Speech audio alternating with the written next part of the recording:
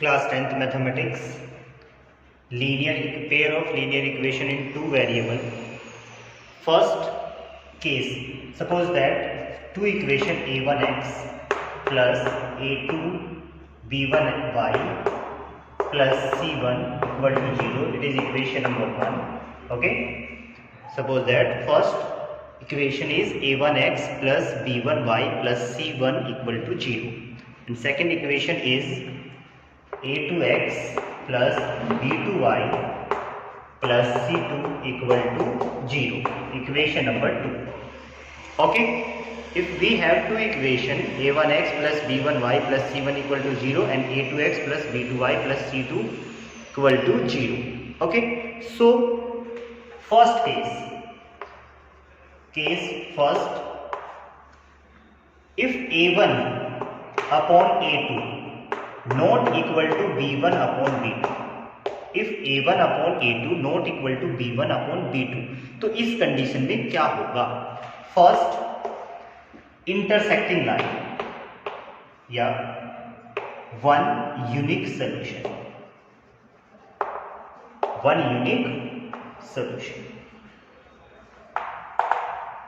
Okay, one unique solution. Second, intersecting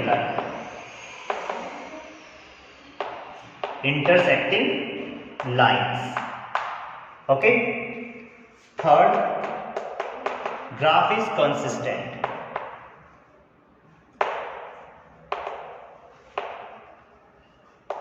ठीक है, तो if first condition a1 upon a2 not equal to b1 upon b2, तो क्या होगा? उन दोनों इक्वेशन के वन यूनिक सॉल्यूशन होगा.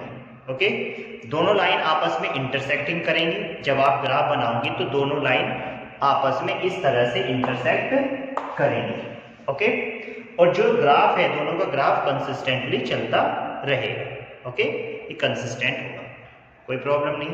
For example, suppose that we are taking example 2x plus 3y. अगर इस तरह है आपका 2x plus 3y equal to 10, तो सबसे पहले इसको चेंज कर लेना. आप इसको इधर ले आओ, minus 10 equal to 0. Okay, right hand side में हम 0 बना देंगे. Clear? Next, 3x plus 4y minus 12 equal to 0. This is equation number 1, this is equation number 2.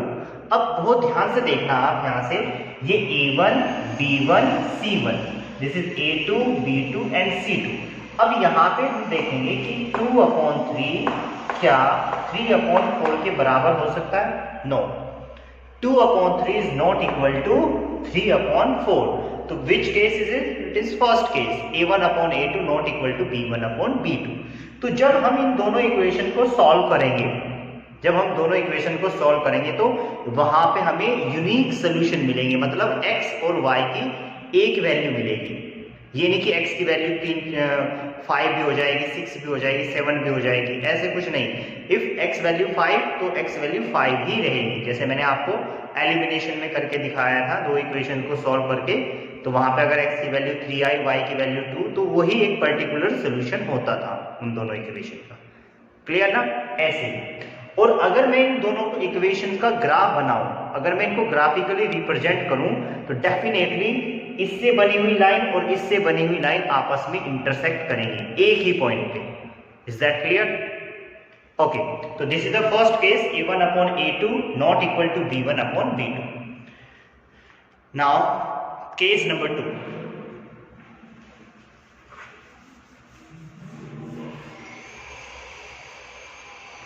Case 2 is if a1 upon a2 equal to b1 upon b2 equal to c1 upon c2. If a1 upon a2 equal to b1 upon b2 equal to c1 upon c2. अगर ऐसा होता है तो क्या होगा?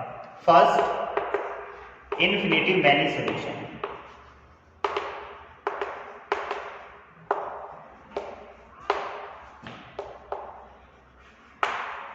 Infinity many solution, बहुत सारे solution होंगे इसके. ओके, और सेकंड, कोइंसिडेंट लाइन.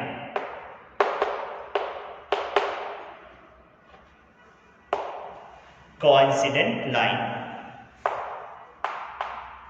और इसका ग्राफ कैसा होगा? It is also consistent.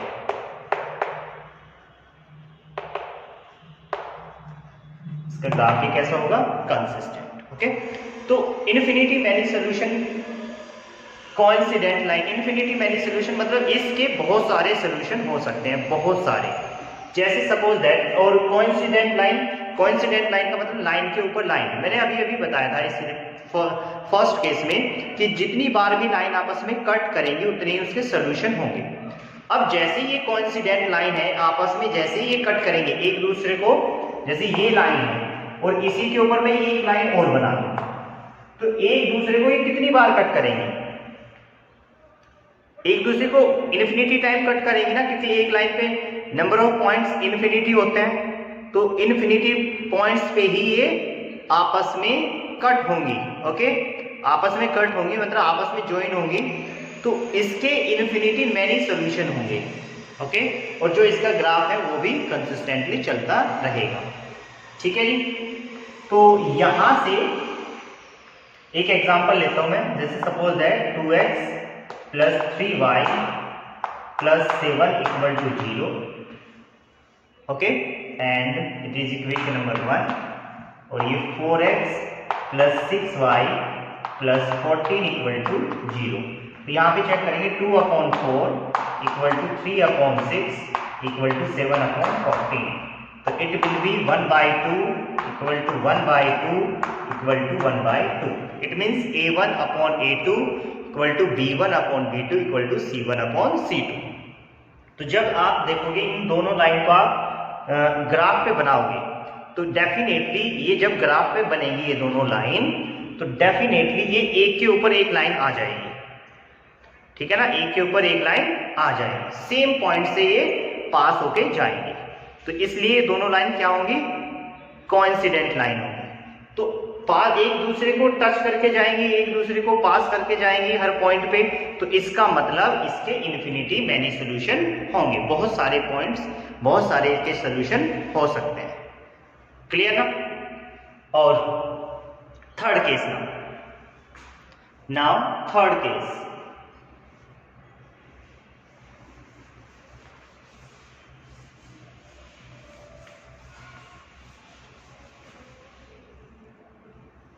third case is if a1/a2 equal to b1/b2 but not equal to c1/c2। a1/a2 equal to b1/b2 but not equal to c1/c2। तो इस condition में क्या होगा? First, no solution, इसके कोई भी सॉल्यूशन नहीं होंगे। नो सॉल्यूशन इसका मतलब लाइन आपस में कहीं भी कट नहीं होंगी, और लाइन जब आपस में कहीं भी कट नहीं होती तो वो लाइन कैसी होती है? Parallel lines. तो ये होंगी parallel lines, parallel lines. Okay, third part, और इसका ग्राफ भी कैसा होगा? इनकंसिस्टेंट।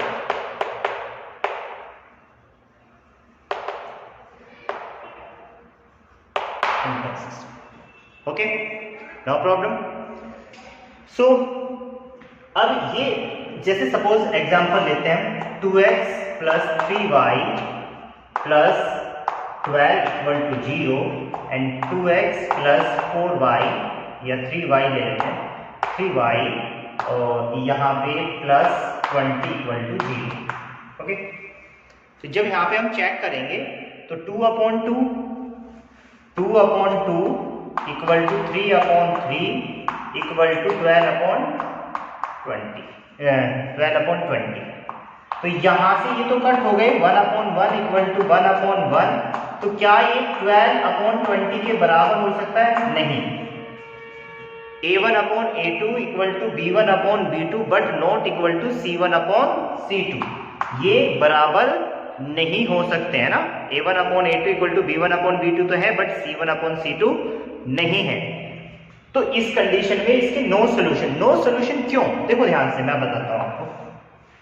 एलिमिनेशन जब मैंने आपको सिखाया था, तो जैसे ही आप साइन चेंज करोगे माइनस माइनस, तो ये भी कैंसिल और ये भी कैंसिल, मतलब x और y दोनों के दोनों कैंसिल हो जाएंगे, ठीक है ना। तो x और y दोनों ही कैंसिल हो गए तो आप किसकी वैल्यू फाइंड करोगे? तो इस कंडीशन में नो सोल्यूशन होंगे। और ये पैरेलल लाइन जब डेफिनेटली जब आप इनको बनाओगे, ग्राफिकली इनको बनाओगे, इस लाइन को और इस लाइन को, तो डेफिनेटली ये दोनों लाइन आपस में पैरेलल बनेंगे। Okay, no problem. ओके, इनको नोट कर लेना। Thank you very much.